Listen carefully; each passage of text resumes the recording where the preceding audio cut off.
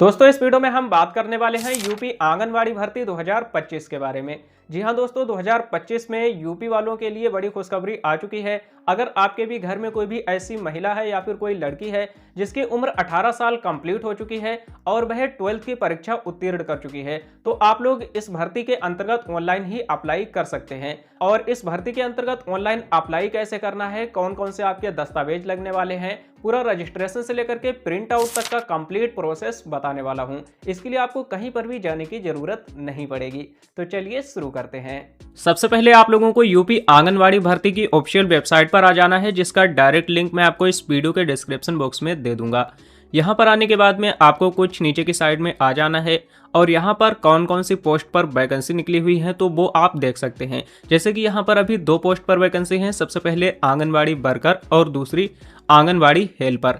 नीचे की साइड में आएंगे, जितने भी उत्तर प्रदेश के डिस्ट्रिक्ट में ये वैकेंसी आई हुई है तो सभी डिस्ट्रिक्ट के नेम देखने को मिल जाएंगे और कौन से डिस्ट्रिक्ट में कौन सी डेट को ये वैकेंसी आई हुई है, स्टार्टिंग डेट आप लोग यहाँ पर देख सकते हैं और लास्ट डेट भी आपको यहाँ पर देखने को मिल जाएगी। तो लास्ट डेट से पहले पहले ही आपको इस वाले फॉर्म को फिल करना है और जो इसकी लास्ट डेट है वह अपने जिला के हिसाब से अलग अलग है। किसी जिला में पहले लास्ट डेट है और कुछ जिला में यहाँ पर इसकी जो वैकेंसी है वह क्लोज भी हो चुकी है और अभी काफी सारे डिस्ट्रिक्ट ऐसे हैं जिनमें ये वैकेंसी अभी चल रही है। तो आप लोगों को सबसे पहले यहाँ पर ये चेक कर लेना है कि आपके डिस्ट्रिक्ट में इसकी लास्ट डेट क्या है। जैसे कि हम यहाँ पर देख लेते हैं, जो इस साइड में आप लोग देखेंगे तो वर्कर वैकेंसी जो है, आंगनवाड़ी वर्कर पोस्ट के लिए जितनी भी वैकेंसी हैं वो आप लोगों को इधर इस साइड में देखने को मिल जाएंगी और इसी के साथ में जो हेल्पर की वैकेंसीज हैं वो आप लोगों को इस साइड में देखने को मिल जाएंगी। जैसे कि कोई भी व्यक्ति वर्कर में रजिस्ट्रेशन करना चाहता है तो यहाँ पर आप लोगों को डिस्ट्रिक्ट देखने को मिल जाएंगे और अगर आप लोगों को आंगनवाड़ी हेल्पर की वैकेंसी चाहिए तो आपको यहाँ पर देखने को मिल जाएंगे। अब सबसे पहले आपको क्या करना है, इसका जो ऑफिशियल नोटिस है इसे डाउनलोड कर लेना है। तो जैसे कि मैं यहाँ पर शाहजहांपुर का दिखा देता हूँ, यहाँ पर जो स्टार्टिंग डेट है 14 नवंबर से फॉर्म फिल किए जा रहे हैं ऑनलाइन और लास्ट डेट इसकी 5 दिसंबर 2025 है। यहाँ पर आपको व्यू ऑफिशियल नोटिस इस वाले ऑप्शन पर क्लिक करना है। तो आपके डिस्ट्रिक्ट में जितनी भी वैकेंसी आई हुई होंगी तो सभी वैकेंसी की कुछ इस तरह से आप लोगों के सामने पूरी लिस्ट देखने को मिल जाएगी। तो मैं यहाँ पर आपको कुछ थोड़ा सा जूम करके दिखा देता हूँ। ये ऑफिशियल नोटिस है और यहाँ पर आप लोगों के डिस्ट्रिक्ट के अकॉर्डिंग जितनी भी तहसील होंगी उनके नेम आपको देखने को मिल जाएंगे और इसके बाद में इस तहसील में, गांव में और नगर में कितनी कितनी वैकेंसी है वो आप देख सकते हैं। जैसे कि यहाँ पर ये वाली तहसील है जैतीपुर, इसके जस्ट सामने ही ग्रामीण लिखा हुआ है, यानी कि इसमें सिर्फ ग्रामीण एरिया में ही वैकेंसी आई हुई है और यहाँ पर टोटल 48 वैकेंसी है। अभी यहाँ पर आपको ये देखने को नहीं मिलेगा कि ये जो वैकेंसी है वह कौन कौन से गाँव में है। जब आप लोग फॉर्म को फिल करेंगे तो ये चीज आप लोगों को वहीं पर पता चलेगी। तो सबसे पहले आप लोगों को इस तरह से ये देख लेना है कि ये वैकेंसी ग्रामीण क्षेत्र कौन कौन से एरिया में आई हुई है और आप लोगों की जो तहसील है तो उसमें कितनी वैकेंसी ये आई हुई है। यहाँ पर देखने के बाद में अब इसमें क्या क्या रिक्वायरमेंट रहेगी और आप लोगों की जो आयु है वह कितनी होनी चाहिए वो इसी नोटिस में देखने को मिल जाएंगी। जैसे कि यहाँ पर 6 नंबर पर आप देखेंगे आवेदिका की आयु निर्धारित यहाँ पर 1/7/2025 को कम से कम 18 साल कंप्लीट हो जानी चाहिए। इसी के साथ में यहाँ पर जो अधिकतम आयु है वह 35 वर्ष है और इस वैकेंसी के अंतर्गत आपका जो चयन है वह मेरिट के हिसाब से किया जाएगा। यहाँ पर 2nd नंबर पर आप लोग देख सकते हो। तो इसमें आप लोगों को कोई भी लिखित परीक्षा वगैरह देने की जरूरत नहीं है, यहाँ से ऑनलाइन अप्लाई कर देंगे। इसके बाद में मेरिट लिस्ट लगेगी और जितने भी लोगों ने अप्लाई किया होगा उनमें सबसे ज्यादा जिसके भी नंबर आए होंगे तो उसी का यहाँ पर चयन कर लिया जाएगा। और भी यहाँ पर काफ़ी टर्म्स एंड कंडीशन दी हुई हैं, तो अगर आप लोग चाहें तो इसे डाउनलोड करके रीड कर सकते हो। जो मेन बातें थी वो मैंने आप लोगों को यहाँ पर बता दी हैं। चलिए अब मैं आप लोगों को इसमें ऑनलाइन अप्लाई करने का भी प्रोसेस बता देता हूँ। इसके लिए आप लोगों को दोबारा से इसी वाले पेज पर आ जाना है और यहाँ पर आने के बाद में अब आप लोगों को नीचे की साइड में आना है। 2 ऑप्शन देखने को मिलेंगे। पहला ऑप्शन है यहाँ पर आंगनबाड़ी वर्कर रजिस्ट्रेशन और दूसरा हेल्पर रजिस्ट्रेशन। सबसे पहले चेक कर लेना है कि आपके डिस्ट्रिक्ट में वर्कर की वैकेंसी है या फिर हेल्पर की, तो उसी तरह से यहाँ पर रजिस्ट्रेशन भी करना है। जैसे कि हम यहाँ पर आंगनवाड़ी हेल्पर रजिस्ट्रेशन करके दिखा देते हैं और इसमें ऑनलाइन अप्लाई करने का प्रोसेस बता देता हूँ। सेम प्रोसेस ही आप लोगों का यहाँ पर वर्कर का भी रहने वाला है। तो इसी तरह से आप लोगों को यहाँ पर वर्कर या फिर हेल्पर में रजिस्ट्रेशन करना है और इसी तरह से आप लोगों को फॉर्म को अप्लाई करना है। तो आपको यहाँ पर हेल्पर रजिस्ट्रेशन वाले ऑप्शन पर क्लिक करना है। इसके बाद में आपके सामने कुछ इस तरह से पेज आ जाएगा। तो मैं हेल्पर का कर रहा हूं इसलिए हेल्पर लिख के आ रहा। आप अगर वर्कर का करेंगे तो यहाँ पर वर्कर लिखकर आ जाएगा। इसके बाद यहाँ पर आप लोगों को सबसे पहले तो आवेदिका के नेम को एंटर करना है। ध्यान रखना है कि इसमें सिर्फ महिलाएं ही आवेदन कर सकती हैं। आवेदिका का जो नेम है वह आप लोगों को हाई स्कूल की मार्कशीट के अकॉर्डिंग ही फिल करना है। इसके बाद यहाँ पर पिताजी के नेम को एंटर करना है। यहाँ पर आप लोगों को डिस्ट्रिक्ट को सिलेक्ट कर लेना है। डिस्ट्रिक्ट का नाम सिलेक्ट करने के बाद में यहाँ पर मोबाइल नंबर एंटर करना है। इसके बाद में आपको एक पासवर्ड बना लेना है। जब भी आप लॉगिन करेंगे तो आपको इसी पासवर्ड की ज़रूरत पड़ेगी। यहाँ पर आपको आधार नंबर को एंटर करना है। ईमेल आईडी अगर है तो एंटर करेंगे। इस वाले कैप्चा कोड को सेम टू सेम यहाँ पर फिल करके रजिस्ट्रेशन वाले ऑप्शन पर एक बार क्लिक कर देना है। और सभी इन्फॉर्मेशन फिल करने के बाद जैसे ही सबमिट करेंगे, इसके बाद आपके सामने कुछ इस तरह से सक्सेस लिखकर आ जाएगा, आपने सफलतापूर्वक पंजीकरण कर लिया है।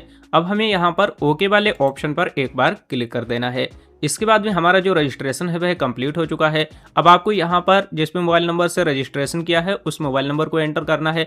जो पासवर्ड आपने क्रिएट किया है उस पासवर्ड को एंटर करेंगे और इस कैप्चा कोड को सेम टू सेम यहाँ पर फिल करेंगे और इसके बाद लॉगिन करें वाले ऑप्शन पर एक बार क्लिक कर देना है। जैसे ही क्लिक करेंगे आपके सामने यूपी आंगनवाड़ी भर्ती में ऑनलाइन अप्लाई करने का पूरा फॉर्म कुछ इस तरह से आ चुका है। इस वाले फॉर्म को आप लोगों को टोटल यहाँ पर 6 स्टेप में कंप्लीट करना है। तो इस वाले फॉर्म को फिल करने के लिए आपके जो डिस्ट्रिक्ट का नाम है वह पहले से ही यहाँ पर सिलेक्ट रहेगा। अब आपको यहाँ पर परियोजना का नाम इस वाले ऑप्शन पर क्लिक करना है। क्लिक करने के बाद में आप लोगों को अपनी तहसील का नाम सिलेक्ट कर लेना है और इसके बाद में आपको बताना है शहरी या फिर ग्रामीण, तो हम यहाँ पर ग्रामीण सिलेक्ट करेंगे। इसके बाद में यहाँ पर अपनी ग्राम पंचायत या फिर वार्ड का नाम सिलेक्ट करना है। अब देखिए, अगर आपकी ग्राम पंचायत में ये वैकेंसी आई हुई होगी तो इसमें से आप लोगों की ग्राम पंचायत का नाम देखने को मिल जाएगा। लेकिन अगर आपकी ग्राम पंचायत में ये वैकेंसी नहीं आई होगी तो यहाँ पर इस लिस्ट में आपके गांव का नाम देखने को नहीं मिलेगा। और कंडीशन ये भी है कि आप दूसरी किसी ग्राम पंचायत में आवेदन भी नहीं कर सकते हैं। आप लोग जिस भी ग्राम पंचायत यानी गाँव में रहते हैं, अगर उस ग्राम पंचायत में वैकेंसी है तो ही आप लोग अप्लाई कर सकते हैं। तो जिस गांव में वैकेंसी है सिर्फ उस गांव का ही व्यक्ति इसमें अप्लाई कर सकता है। अब यहाँ पर वार्ड का नाम सिलेक्ट करने के बाद में आप लोगों को न्याय पंचायत का नाम लिखना है, तो इसमें भी आप लोग अपने ग्राम पंचायत का नाम ही लिख सकते हैं। इसके बाद में यहाँ पर रिक्त आंगनबाड़ी केंद्र का नाम, तो इस वाले ऑप्शन पर क्लिक करेंगे। आपके गाँव में जो भी आंगनबाड़ी केंद्र में वैकेंसी होगी तो उसका नाम यहाँ पर ऑटोमेटिक ही आ जाता है, तो इसे आप लोगों को सिलेक्ट कर लेना है। ध्यान रखना है इसमें जाति का भी आप लोगों को विशेष ध्यान रखना है और इसमें कौन सी जाति के लोग अप्लाई कर सकते हैं उसका भी ध्यान रखना है। यहाँ पर लिखा हुआ है अनुसूचित जाति, तो अगर आप लोग अनुसूचित जाति में आते हैं तभी आप लोग इस वाले आंगनबाड़ी भर्ती के लिए अप्लाई कर सकते हैं। हो सकता है आपके गाँव में जो वैकेंसी खाली हो उसमें और कोई भी जाति यहाँ पर आ सकती है। इसके बाद में यहाँ पर आप लोगों को आवेदिका के नेम को हिंदी में लिखना है जो भी आपकी हाई स्कूल की मार्कशीट में है। इसके बाद यहाँ पर आप लोगों को इंग्लिश में टाइप करना है। यहाँ पर आप लोगों को पिताजी के नेम को एंटर करना है। माताजी के नेम को आपको यहाँ पर फिल करना है। इसके बाद यहाँ पर वैवाहिक स्थिति बतानी है, विवाहित है या फिर अविवाहित। जैसे कि अगर महिला विवाहित है तो उसको यहाँ पर अपने पति के नेम को एंटर करना है और अगर विवाहित नहीं है तो उसको यहाँ पर पति के नेम को फिल करने की कोई भी ज़रूरत नहीं पड़ेगी। और इतना सब कुछ फिल करने के बाद में अब आपको यहाँ पर अपने एड्रेस की डिटेल को फिल करना है, जिसमें कि कंप्लीट एड्रेस यहाँ पर फिल करेंगे। तो एड्रेस में आप लोगों को अपने विलेज का नाम डाल देना है, पोस्ट, तहसील और डिस्ट्रिक्ट, ये सब कुछ इन्फॉर्मेशन यहाँ पर अपना कंप्लीट एड्रेस इस वाले कॉलम में फिल कर देना है। इसके बाद में यहाँ पर पत्र व्यवहार का पता, तो यहाँ पर भी आप लोगों को अपने कंप्लीट एड्रेस को फिल कर देना है। इसके बाद में यहाँ पर पिन कोड, आपके एरिया का जो पिन कोड है वो एंटर कर देना है। नीचे आप लोगों को यहाँ पर अपनी डेट ऑफ बर्थ को इस कैलेंडर के माध्यम से सिलेक्ट कर लेना है और जैसे ही डेट ऑफ बर्थ यहाँ पर सिलेक्ट करेंगे तो यहाँ पर वर्ष, माह और दिन ये ऑटोमेटिक ही आ जाएगा। और अब आपको यहाँ पर अपनी हाई स्कूल का प्रमाण पत्र अपलोड करना है डेट ऑफ बर्थ के लिए। अगर हाई स्कूल का प्रमाण पत्र नहीं है तो आप यहाँ पर हाई स्कूल की मार्कशीट को भी अपलोड कर सकते हैं। हाई स्कूल की जो मार्कशीट है उसका मैक्सिमम साइज 200 KB रहना चाहिए और इसका जो फॉर्मेट है वह PNG, JPG या फिर JPEG रहना चाहिए। और सभी कुछ इन्फॉर्मेशन को अच्छे से फिल करने के बाद में अगला वाले ऑप्शन पर एक बार क्लिक कर देना है। तो अब हमारा व्यक्तिगत विवरण फिल हो चुका है। अब यहाँ पर व्यक्तिगत विवरण 2 इसे फिल करना है। इसमें सबसे पहले तो श्रेणी सिलेक्ट करना है कि आप कौन सी जाति से आते हैं। इसके बाद में यहाँ पर आप लोगों को आवेदिका की वर्तमान स्थिति सिलेक्ट करना है, विधवा है, तलाकशुदा है या फिर अन्य। तो अगर विधवा और तलाकशुदा नहीं है तो अन्य वाले ऑप्शन को सिलेक्ट कर लेना है। इसके बाद में यहाँ पर अब आप लोगों को निवास प्रमाण पत्र देना है, जाति प्रमाण पत्र देना और आय प्रमाण पत्र। ये तीनों डॉक्यूमेंट आप लोगों को पहले ही तैयार करके रख लेने हैं। तो सबसे पहले यहाँ पर आप लोगों को निवास प्रमाण पत्र की प्रमाण पत्र संख्या एंटर करना है जो कि आपके दस्तावेज पर ही मौजूद रहती है। इसके बाद यहाँ पर निवास प्रमाण पत्र आवेदन संख्या एंटर करना है और यहाँ पर अपने निवास प्रमाण पत्र को अपलोड कर देना है। साइज सेम रहेगा 200 KB और यहाँ पर PNG, JPG या फिर JPEG में अपलोड कर सकते हैं। इसी के साथ यहाँ पर आप लोगों को ग्राम पंचायत वार्ड का नाम दस्तावेज के अनुसार यहाँ पर एंटर कर देना है, यानी कि आपके निवास प्रमाण पत्र में जो भी ग्राम पंचायत वार्ड का नाम है या फिर गाँव का नाम है वो एंटर कर देना है। यहाँ पर आंगनबाड़ी केंद्र का नाम एंटर कर देना है और इसके बाद में यहाँ पर अब आप लोगों को जाति प्रमाण पत्र संख्या एंटर करना है। तो जाति प्रमाण पत्र पर भी जाति प्रमाण पत्र संख्या लिखी होती है, वो एंटर करना है। यहाँ पर आवेदन संख्या एंटर करना है और यहाँ पर अपने जाति प्रमाण पत्र को अपलोड कर देना है। इसके बाद यहाँ पर आप लोगों को इनकम सर्टिफिकेट यानी कि आय प्रमाण पत्र संख्या एंटर करना है, यहाँ पर आवेदन संख्या और यहाँ पर उसे अपलोड कर देंगे। कुल वार्षिक आय आपके आय प्रमाण पत्र पर जितनी भी लिखी हुई है सेम उसी तरह से यहाँ पर आपको फिल करना है। जारी करने की तारीख क्या है वो आपको यहाँ पर सिलेक्ट कर लेना है। ये जो डेट है आय प्रमाण पत्र की जो जारी करने की डेट है वो सिलेक्ट करना है और ये डेट आपके प्रमाण पत्र पर ही दी हुई रहती है। इसके बाद में क्या आप BPL श्रेणी में आते हैं? अगर आते हैं तो हाँ करेंगे, नहीं तो नहीं वाले ऑप्शन को सिलेक्ट करके अगला वाले ऑप्शन पर क्लिक करेंगे। अब जैसे ही अगला वाले ऑप्शन पर क्लिक करें, यहाँ पर आप लोगों को अपनी शैक्षिक योग्यता का विवरण देना होगा। यहाँ पर जो भी विवरण फिल करेंगे तो वो आपको इंग्लिश में एंटर करना है। तो यहाँ पर सबसे पहले तो आप लोगों को इंटरमीडिएट का विवरण देना है। इसके बाद में अगर कोई महिला ऐसी है जिसने BA वगैरह कर रखा है या फिर ग्रेजुएशन कर रखा है तो उसको यहाँ पर ग्रेजुएशन की इन्फॉर्मेशन फिल करना है। अगर किसी ने पोस्ट ग्रेजुएशन भी कर रखा है तो पोस्ट ग्रेजुएशन की भी इन्फॉर्मेशन फिल करना है। मिनिमम यहाँ पर इंटरमीडिएट पास होना जरूरी है। तो यहाँ पर सबसे पहले तो विद्यालय का नाम, इंटरमीडिएट में आपका कौन सा विद्यालय था तो मार्कशीट के अकॉर्डिंग ही आपको फिल करना है। जो भी विद्यालय का नाम मार्कशीट में लिखा हुआ है सेम आप लोगों को यहाँ पर एंटर कर देना है। इसके बाद यहाँ पर आप लोगों को बोर्ड का नाम फिल करना है। बोर्ड का नाम भी आप लोगों को मार्कशीट के अकॉर्डिंग ही फिल करना है। उत्तीर्ण वर्ष आप लोगों को यहाँ पर एंटर कर देना है। उत्तीर्ण वर्ष एंटर करने के बाद में यहाँ पर आप लोगों को पूर्णांक एंटर करना है और इसके बाद में यहाँ पर आप लोगों को प्राप्तांक फिल कर देना है। जैसे ही आप लोग प्राप्तांक फिल करेंगे इसके बाद में जो परसेंटेज है वह ऑटोमेटिक ही यहाँ पर फिल हो जाएगी। अब यहाँ पर आप लोगों को चूज फाइल वाले ऑप्शन पर क्लिक करके इंटरमीडिएट की मार्कशीट को अपलोड करना है और यहाँ पर प्रमाण पत्र को अपलोड करना है। और अगर आपके पास में इंटरमीडिएट का प्रमाण पत्र नहीं है तो यहाँ पर भी आप लोगों को इंटरमीडिएट की मार्कशीट को ही अपलोड कर देना है।